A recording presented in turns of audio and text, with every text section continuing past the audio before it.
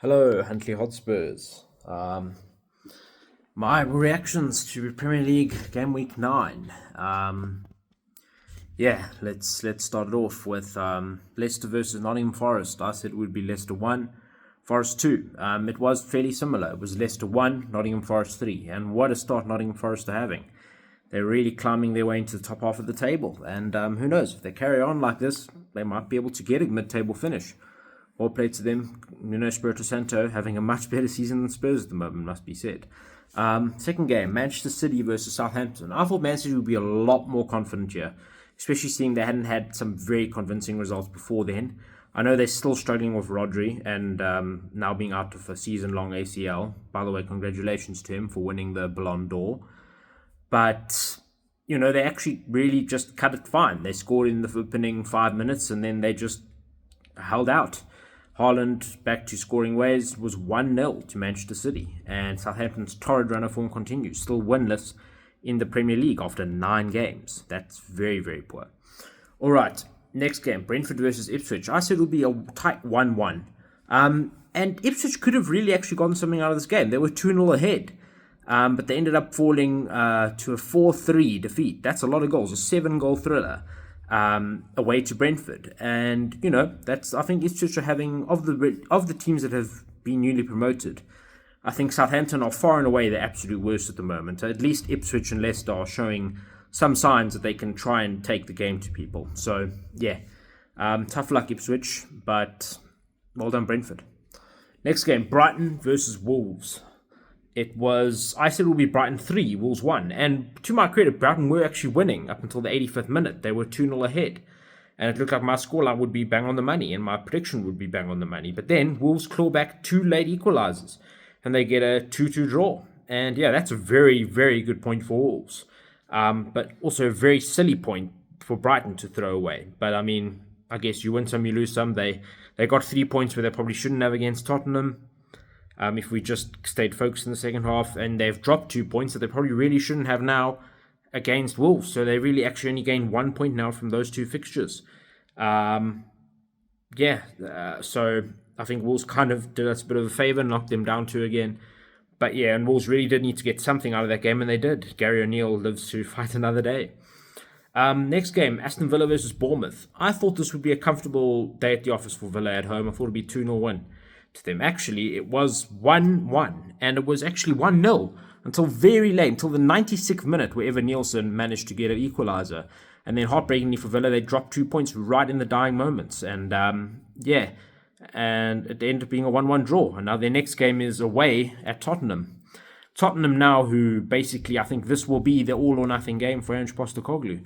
So they're really going to be putting all they can out there. I think it's going to be a tough day for Villa coming to Tottenham, because after losing to Palace and now playing Man City in midweek, we could be winless from 2, and we might really just need something so that Ange has something to hold on to, else he's getting the sack. So let's see what happens. But Bournemouth having a pretty good start to the season, must be said. All right, Everton versus Fulham. I thought this would be a comfortable win for Fulham. Everton have not looked convincing at all. Fulham have looked pretty good. But actually, respect to Everton, they're kind of coming right a little bit. And their home form is improving somewhat. And they managed to eke out a draw here, 1-1. Better yet again in stoppage time. A lot of stoppage time goals.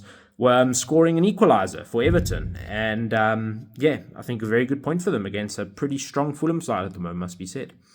Okay, Crystal Palace versus Tottenham. Oh my goodness. Wow. Unfortunately, I was right. I said it would be Dr. Tottenham. I said it would be 2-1.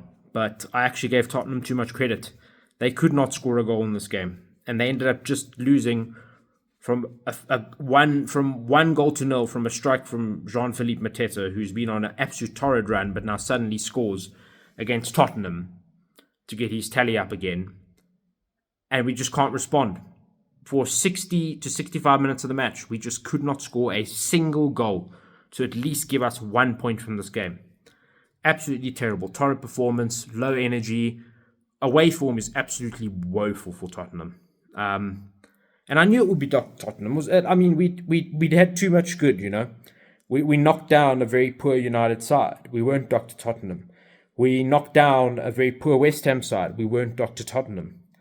But, third time Can you do it 3 times in a row? I'm not so sure. Dr. Tottenham will eventually come through, and he came through in this game. He gave Palace their first win of the season, and I think this will steady Palace. I think it could be a significant result in their season. That could just give them some belief, and I think they will start marching towards mid-table. To be honest, I think Postecoglou, while putting another nail in his coffin, might have just removed most of the nails from Oliver Glasner's coffin at Crystal Palace.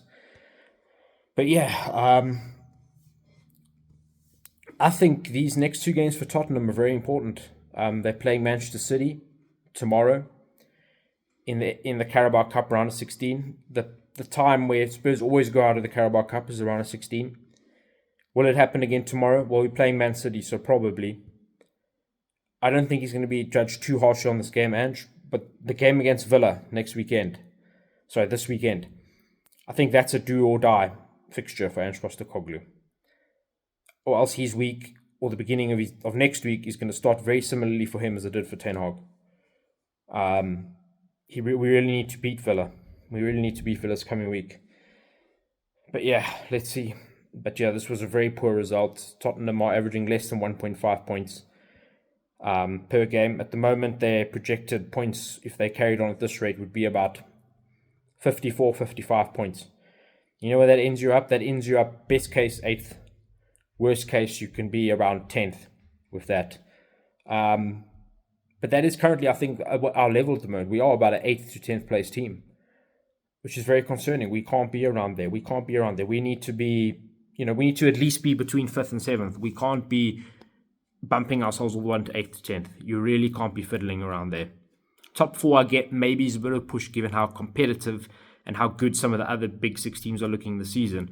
But you need to at least be bubbling around the Europa League and the Conference League spots. You can't be falling down to basically being in mid-table. You can't do that.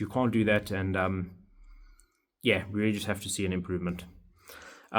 Chelsea versus Newcastle. Got this one. The score gap I got exactly correct. I said Chelsea 1, Newcastle 0. It was actually a bit more exciting than that, but Chelsea are better than Newcastle at the moment, and they proved it. They got a 2-1 victory.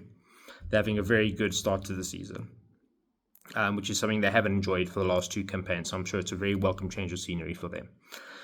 West Ham versus Man United. West Ham 1, Man United 2 is what I thought. It was actually the other way around. It was West Ham 2, Man United 1. And it's a job that got Erik ten Hag the sack. And I think rightfully so. Because, we just pummeled West Ham 4-1. We pummeled Man United 3-0. So, I think just given off how Tottenham performed against those 2 teams, and how Tottenham hammered West Ham, to Man United then to lose to them, given how torrid their run of form has been, I think that is sackable. I do think that is sackable, and I think Ten Hag's been on borrowed time for a while, and they finally pulled the trigger. They pulled the trigger on him. And these are the kind of results that do get you sacked. So it was actually West Ham 2, Man United 1. Final game, Arsenal-Liverpool. I thought it would be a very tight, cagey game with Arsenal just nicking a 1-0 victory. It was actually quite an open game. Very open, very expansive. Slot and Arteta playing very exciting football. It was a 2-2 draw. Obviously, Arsenal thought they were going to get off the points where they were leading 2-1, and then Mo Salah, after 80 minutes, comes and scores another goal, and Arsenal can't reply, and it ends up being a draw. I think the ultimate winner from that fixture is probably Manchester City, because both Arsenal and Liverpool dropped 2 points there. I think very good for them. But those are my reactions to Premier League Game Week 9. But I will be back with my Premier League Game Week 10 predictions. And as always, come on you Spurs.